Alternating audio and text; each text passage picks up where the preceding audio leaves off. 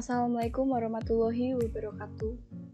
Sebelum memulai ke penjelasan materi, saya akan menyampaikan beberapa hal terkait dengan masa pandemi COVID-19 di Indonesia.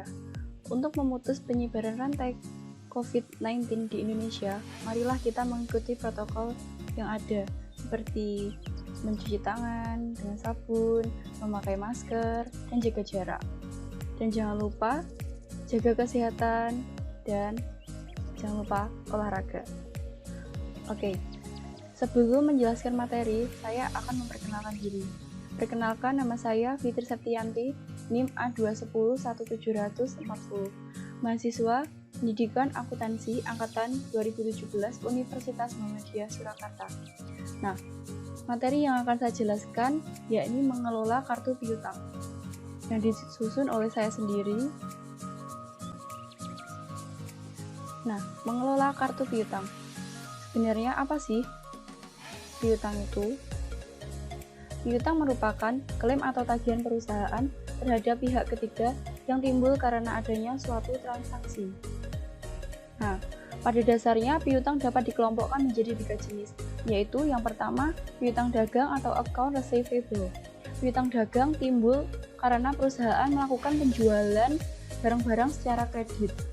Yang kedua, piutang wesel tagih atau not receivable, sebuah aset piutang bagi sebuah perusahaan yang memiliki hak untuk menerima sejumlah pembayaran yang tertera pada wesel dari perusahaan lain yang belum memiliki ketersediaan uang kas saat melakukan transaksi. Misalnya menjual mobil kepada perusahaan Y. Nah, perusahaan X ini dia sebagai pembeli, berarti dia memiliki wesel bayar. Sedangkan perusahaan Y, dia sebagai penjual, maka dia memiliki wesel tagih. Dan yang ketiga, piutang lain-lain atau other receivable. Yang masuk ke dalam piutang lain-lain itu seperti piutang bunga, piutang gaji, uang muka karyawan. Oke, selanjutnya, bagaimana prosedur pencatatan piutang? Nah, yang pertama, membuat kartu piutang. Berikut adalah kolom kartu piutang. Di sini ada nomor rekening, nama, alamat, embargo, syarat, dan batas kredit. Syarat ini biasanya seperti 2/10, N/30, yang berarti akan mendapatkan potongan sebesar 2% apabila dia membayar dalam jangka waktu 10 hari. Dan dilunasinya itu dalam jangka waktu 30 hari, atau batas maksimal dia membayar. Lalu, yang kedua, membuat buku jurnal. A. Jurnal penjualan. Nah, jurnal penjualan itu biasanya timbul karena penjualan kredit. B. Jurnal retur penjualan. Jurnal retur penjualan itu pengurangan piutang karena adanya retur penjualan. C. Jurnal umum. Itu pengurangan piutang karena piutang itu telah dihapuskan. Sedangkan D, jurnal penerimaan kas, itu pengurangan piutang karena terjadi pelunasan piutang. Lalu, berdasarkan keempat jurnal di atas, maka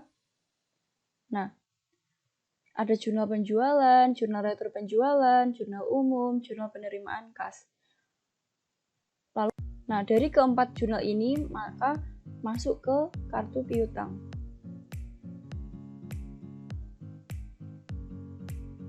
Mengidentifikasi data mutasi piutang. Di sini ada nomor, transaksi, dokumen, mutasi piutang. Nomor 1, transaksi penjualan kredit. Dokumennya faktur penjualan, mutasi piutangnya dia akan menambah saldo piutang. Lalu yang kedua, transaksi retur penjualan. Dokumennya memo kredit. Nah, dia akan mengurangi saldo piutang. Kenapa? Karena ada retur penjualan. Lalu nomor 3, transaksi penghapusan piutang. Ini dokumennya bukti memorial, dia juga akan mengurangi saldo piutang. Lalu yang keempat, transaksi penerimaan kas dari piutang.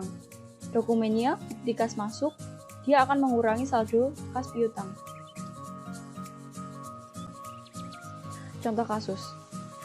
Transaksi PT Harpindo pada bulan Agustus 2010 adalah sebagai berikut. Tanggal 2 Agustus, dijual barang A secara kredit kepada toko Mataram Sakti senilai 20 juta. Nah, berdasarkan contoh kasus ini, bagaimana jurnalnya? Berikut adalah jurnalnya. Di sini ada kolom tanggal, keterangan, referensi, debit, dan kredit.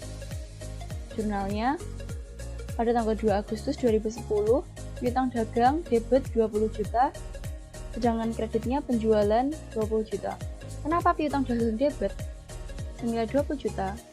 Karena di sini ada penjualan secara kredit. Karena saldo normal piutang dagang adalah di debit, yakni 20 juta. Ya, senilai 20 juta ya. Lalu, membukukan data piutang ke masing-masing kartu piutang. A. Surat pernyataan piutang untuk dikirim kepada debitur atau konfirmasi piutang. B. Daftar saldo piutang yang memuat informasi mengenai saldo piutang tiap debitur pada tanggal tertentu. C. Daftar umur piutang yang memuat informasi mengenai piutang tiap debitur yang dikelompokkan berdasarkan usia piutang. Melakukan konfirmasi saldo piutang. Konfirmasi adalah surat pernyataan yang berasal dari perusahaan kepada debitur untuk memberitahukan secara langsung kepada akuntan publik yang memeriksa ikhtisar keuangannya mengenai benar atau tidaknya saldo piutang pada tanggal tertentu.